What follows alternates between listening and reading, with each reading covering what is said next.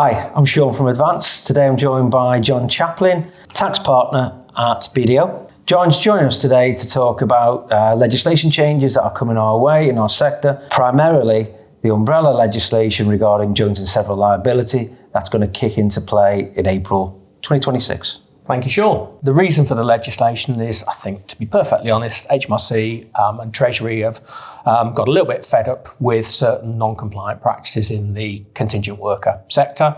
And they've tried different bits of legislation over the years to close down bad practice.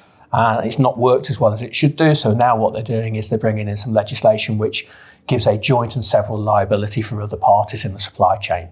Most commonly, it's going to be the agency that places the worker with the umbrella. And the agency, if the umbrella doesn't operate pay-as-you-earn and NIC as it should do properly and pay that liability over to HMRC, the agency could well be on the hook. So they are jointly and severally liable for the operation of pay-as-you-earn and NIC for the workers that they place with that umbrella. What does it mean in practice?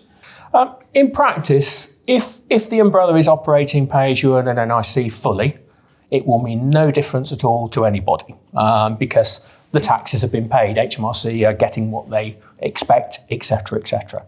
However, if for whatever reason pay-as-you-earn and NIC either isn't deducted properly or isn't paid over properly to HMRC by the umbrella, typically the agency, it can be the client in some instances as well, but typically the agency will be automatically liable to pay that pay-as-you-earn and NIC over to HMRC.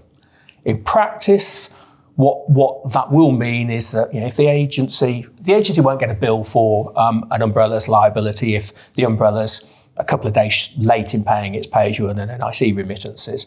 It's aimed at fundamental breakdown in terms of the operation of payroll. So it's aimed at non-compliant umbrellas who, and for whatever reason, either choose to take a stance on some tax practice or have a slightly rogue model in play or, dare I say it, are downright non-compliant knowingly. It allows HMRC to get the taxes that are due. Historically, they've often had liabilities that have not been able to collect because the umbrella's gone bump. And so they've just been left holding the tax baby, if I can put it that way.